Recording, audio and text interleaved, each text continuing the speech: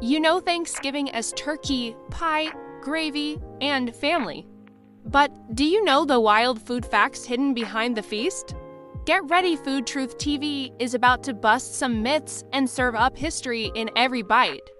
Why is the bird on your plate called a turkey when it's not from Turkey? Well, blame centuries of trade mix-ups and mistaken identity. The North American turkey was thought to be similar to a bird called guinea fowl, which was often imported into Europe through the country of Turkey. So, English speakers started calling the guinea fowl a turkey bird when early explorers encountered the North American bird. They thought it looked similar and just called it a turkey, too. So, thanks to some old-school explorers and a bit of naming confusion, today's dinner centerpiece has a very misleading name. It's a classic case of mistaken identity that stuck around for hundreds of years. So, when you carve that bird, you can tell everyone it's a North American native, not a visitor from the Middle East. It's a geographical blunder we can all be thankful for. Now, let's talk about that first Thanksgiving feast. If you think the Pilgrims were passing around mashed potatoes and stuffing, think again. The first Thanksgiving probably had venison, as we know the Wampanoag brought 5 deer. They also likely ate lots of seafood like lobster, clams, and oysters, which were abundant in the region. And instead of your fluffy white bread stuffing, they would have had corn-based dishes and maybe some ancient grains. There were no potatoes, no sugar for pies, and certainly no marshmallows for sweet potato casserole. Imagine facing your family with a spread of oysters and boiled squash. Would you survive the side dish revolution? It's a hilarious thought, but the original menu was all about what was locally available and in season, making it a true harvest festival. Speaking of pies, what about your favorite pumpkin pie? I have some news for you. It's more than likely a squash pie. Most canned pumpkin puree isn't made from the big, round, orange pumpkins you carve for Halloween. Instead, it's made from a variety of squash, like butternut squash or other smooth, less stringy types. These squashes have a better texture and sweeter flavor, which is perfect for pie. The FDA even allows manufacturers to label these squashes as pumpkin because they all from the same plant family. So next time you take a bite of that delicious, creamy pie, just know you're enjoying squash in disguise and loving every single moment of it. It's the ultimate culinary bait and switch, and honestly, we're not mad about it. And what about that jiggly, can-shaped cranberry sauce? Its wobbly secret is a natural fruit chemical called pectin. Cranberries have so much of it that when you cook them down with sugar and water, they naturally gel up and create that firm, jelly-like texture without needing any added gelatin. That's why it holds the shape of the can so perfectly. It's an all-natural process. Here's a fun fact: more Americans actually eat canned cranberry sauce than the homemade kind. So, who's the rebel at your table? The one bringing the fresh, chunky sauce, or the one proudly slicing up the classic canned log? Either way, it's pectin that deserves the thanks for this iconic Thanksgiving side. Now for the battle of the sides: yams versus sweet potatoes. Spoiler alert, those sugary, orange sides on your plate? They are totally sweet potatoes. Real yams are a completely different root vegetable. They're native to Africa and Asia, have a rough, dark skin, and a starchy, not-so-sweet flesh.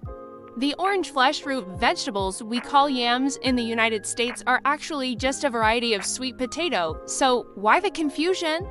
It was a marketing tactic from long ago to distinguish the orange ones from the lighter-fleshed sweet potatoes. So check the label on your can unless you're shopping at a specialty international market. You've probably never tasted a true yam.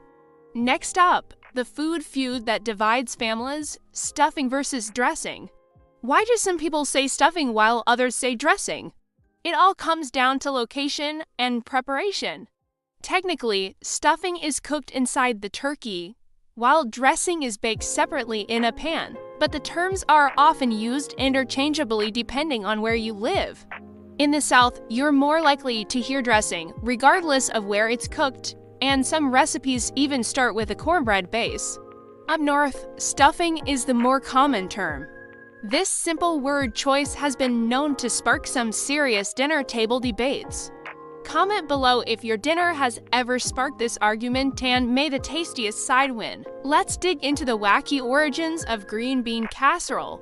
This creamy, crunchy classic wasn't a time-honored family recipe passed down through generations. It was actually invented in 1955 by a scientist named Dorcas Riley, who worked in the Campbell's Soup Company test kitchens. She was tasked with creating a simple, convenient dish using two things most American households had at the time: green beans and Campbell's cream of mushroom soup. She mixed them together, topped them with fried onions, and a legend was born. It was lab food that became a national treasure.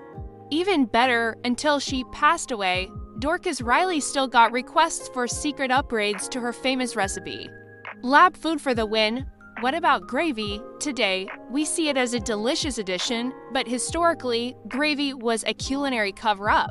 It wasn't just for flavor, it was the ultimate fixer for dry meat and bland vegetables, especially in times when ingredients were scarce and cooking methods weren't as precise. A good gravy could rescue a meal, adding moisture and richness to an otherwise tough or uninspiring dish. Today, we pour it on everything, even if mom's turkey is perfectly juicy.